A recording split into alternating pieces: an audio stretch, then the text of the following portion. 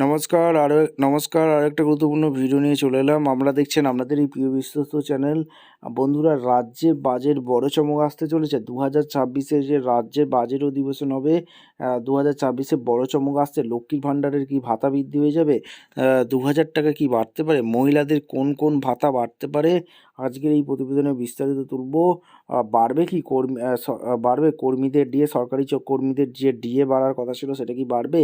প্রকল্পমুখী বাজেটে কোন কোন ভাতা বৃদ্ধি হতে চলেছে আজকের এই প্রতিবেদনে বিস্তারিতভাবে তোমাদের সামনে তুলে ধরবো। অবশ্যই যারা চ্যানেলে নতুন, চ্যানেলটাকে সাবস্ক্রাইব করে বেল আইকনটা টিপে রাখতে হবে লেটেস্ট এরকম গুরুত্বপূর্ণ ইনফরমেটিভ ভিডিও পাওয়ার জন্য। একদম আপডেটগুলো তোমাদের এক এক করে তোমাদের বলবো। যতগুলো গ্রুপ আছে তোমরা কিন্তু শেয়ার করে দেবে, যাতে এই আপডেটগুলো পেয়ে সবাই উপকৃত হয়।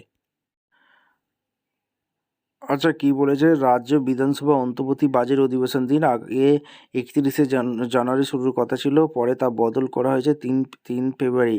সব মিলিয়ে রাজ্যের মন্ত্রিসভার বিশেষ বৈঠকের দিনক্ষণও কিছুদিন পিছিয়ে যেতে পারে বলে মনে করা হচ্ছে। নির্ঘণ্ট ঘোষণা হলেও সব কিছু ঠিকঠাক থাকলে এপ্রিল মাসেই রাজ্যে বিধানসভা ভোট হয়ে যাচ্ছে। যেহেতু এবছর ভোট, তাই নয়া পূর্ণাঙ্গ বাজেট নয়, অন্তর্বর্তীকালীন বাজেট পেশ করাবে বলে সূত্রের খবর। সেখানে কী চমক দেবে রাজ্য, নজর থাকবে সকল। পশ্চিমবঙ্গ বিধানসভার অন্তর্বর্তী বাজেট পেশ হবে আগামী 5 তারিখ। সেই বাজেটে কী চমক থাকবে? যেহেতু 26শে ভোটের আগে এটাই শেষ, তাই এবারের বাজেটে লক্ষ্মীর ভাণ্ডার, ডিএ এবং পে কমিশন নজর থাকবে বলে সবাই মনে করছে। নবান্নের একটি সূত্র বলছে, স্বাস্থ্য, শিক্ষা, গ্রামীণ উন্নয়ন, সামাজিক সুরক্ষা ও কর্মসংস্থান এই 5টির ক্ষেত্রকে বিশেষ গুরুত্ব দিয়ে হতে পারে একাধিক বড় ঘোষণা। 26-এর ভোটকে পাখির চোখ করে বিশেষ নজর দেওয়া হতে পারে লক্ষ্মীর ভাণ্ডার, স্বাস্থ্যসাথী, কন্যাশ্রী ও খাদ্যশাস্তি প্রকল্পের দিকে। এই সমস্ত প্রকল্পের বরাদ্দ বৃদ্ধির সম্ভাবনা রয়েছে বলে মত প্রশাসনের একাংশে। একাধিক মিডিয়া রিপোর্টে দাবি করা হচ্ছে দ্বিগুণ হতে পারে লক্ষ্মীর ভাণ্ডার। যদিও সরকারের তরফে এ নিয়ে কোনো মন্তব্য করা হয়নি। এখনও লক্ষ্মীর ভাণ্ডার, কন্যাশ্রী, খাদ্যসাথী এবং স্বাস্থ্যসাথীর মতো প্রকল্পের বরাদ্দ বৃদ্ধি কি তাহলে সময়ের অপেক্ষা? ওয়াকিবহাল মহলের অনেকেই বলছেন, বাজেটে যেমন নতুন প্রকল্পে চালনা ঘোষণা করা হতে পারে, তেমনই বরাদ্দ বাড়ানো হতে পারে বিভিন্ন প্রকল্পে। আবার দীর্ঘদিন ধরেই কেন্দ্রীয় হারে ডিএ দাবিতে আন্দোলন চালাচ্ছেন রাজ্য সরকারি কর্মীদের একাংশ। সুপ্রিম কোর্টে পঞ্চম বেতন কমিশন সংগত বকেয়া ডিএ মামলার রায় রিজার্ভ।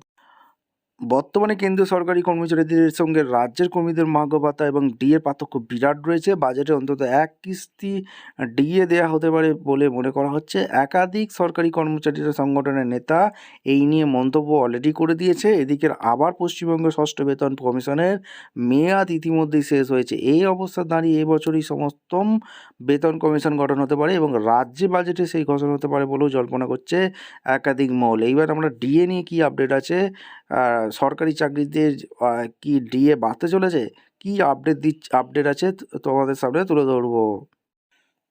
আর কি বলছে ডিএ নিয়ে কি আপডেট আছে? পরিষ্কার বলে দিয়েছে ডিএ বাড়তে পারে অন্তর্বর্তী বাজেটে। আগামী সপ্তাহের 5 ফেব্রুয়ারি অন্তর্বর্তী বাজেটে কর্মচারীরা জন্য আরও এক কিস্তি ডিএ মহার্ঘ ভাতার ঘোষণা করতে চলেছে রাজ্য সরকার। অতিরিক্ত কিস্তির পরিমাণ 4 থেকে 6% হতে পারে। কর্মচারীদের জন্য সপ্তম বেতন কমিশন গঠনের কথা ঘোষণা করা হবে বলে বুধবার নবান্ন অর্থ দপ্তর সূত্রের খবর। রাজ্যের ষষ্ঠ বেতন কমিশন মেয়াদ ইতিমধ্যেই শেষ হয়েছে। কেন্দ্রীয় হারে ডিএ পেতে রাজ্যের সরকারি কর্মচারীদের আন্দোলন দীর্ঘদিন ধরে চলেছে। তার সঙ্গে এই নিয়ে ডিএ মামলা গত 2.5 বছর ধরে সুপ্রিম কোর্টে চলার পর আপাতত তার রায়দানের অপেক্ষার স্থগিত আছে। চলতি মাসের যে কোনো দিন ওই রায় প্রকাশ্যে আসার সম্ভাবনা খুবই প্রবল। রাজ্য বিধানসভা ভোটের কথা মাথায় রেখে সরকারি কর্মচারীদের দীর্ঘদিনের ডিএ নিয়ে ক্ষোভ উপশমে আরও এক কিস্তি ঘোষণার সিদ্ধান্ত নিয়েছেন মুখ্যমন্ত্রী মমতা বন্দ্যোপাধ্যায়। নবান্নের প্রশাসনিক মহলের একাংশ মনে করছে, এতে একদিকে মুখ্যমন্ত্রী যেমন রাজ্য কর্মচারীর স্বার্থ রক্ষা করতে তার সরকারের মনোভাবের কথা সুপ্রিম কোর্টের কাছে তুলে ধরতে চাইছেন, অন্যদিকে কর্মচারীদের দীর্ঘদিনের ডিএ দাবি মেটাতে তার সদর্থক পদক্ষেপ করার কথাও প্রকাশ্যে আনলেন। সপ্তম বেতন কমিশনের গঠনগত কথা ঘোষণা করলেও তাদের মন জয় করতে চাইছেন তিনি। ভোটের আগে রাজ্য সরকারের এই পদক্ষেপ শাসক দল তৃণমূল ও সরকারের প্রচারের অতিরিক্ত অ্যাডভান্টেজ হয়ে দাঁড়াবে বলে রাজনৈতিক মহল মনে করছে। এবার অন্তর্বর্তী বাজেটে বেশ কিছু গুরুত্বপূর্ণ সামাজিক প্রকল্প বরাদ্দের পরিমাণ, উপভোক্তাদের সংখ্যা বাড়ানোর কথা ঘোষণা করতে পারেন মুখ্যমন্ত্রী। তার মধ্যে লক্ষ্মীর ভাণ্ডার প্রকল্প তো আছেই। 2023 সালের বাজেটে 3% ডিএ বৃদ্ধির ঘোষণা করেছিল রাজ্য সরকার। 2024 সালের বাজেটে 4% ডিএ বৃদ্ধি করে সরকার। 2025 সালের বাজেটেও 4% ডিএ বাড়ায় রাজ্য সরকার। সেই ধারা বজায় রেখে এবার অন্তর্বর্তী বাজেটে 4 থেকে 6% ডিএ বাড়ানোর কথা ভাবছে রাজ্য সরকার। এই মুহূর্তে 18% ডিএ পাচ্ছেন রাজ্য সরকারি কর্মচারীরা। কেন্দ্রীয় সরকার কর্মচারীরা 58% ডিএ পাচ্ছেন। সব মিলিয়ে কেন্দ্রের সঙ্গে রাজ্যের ফারাক 40%। ডিএ কি বাড়তে পারে? তোমরা কমেন্ট সেকশন করে জানাতে ভুলবে না। লক্ষ্মীর ভাণ্ডারের টাকা কি বাড়তে পারে? কমেন্ট সেকশন করতে ভুলবে না। বাজেট নিয়ে কি মতামত আছে কমেন্ট সেকশন করে দেবে। ভিডিওটা ইনফরমেটিভ মনে হলে আমাদের চ্যানেল ফার্স্ট টাইম থাকলে চ্যানেলটাকে সাবস্ক্রাইব করে বেল আইকনটা টিপে রাখতে হবে লেটেস্ট নিউ নোটিফিকেশানগুলো পাওয়ার জন্য। দেখা হচ্ছে একটা কোনো পরবর্তী ভিডিও নিয়ে। ধন্যবাদ।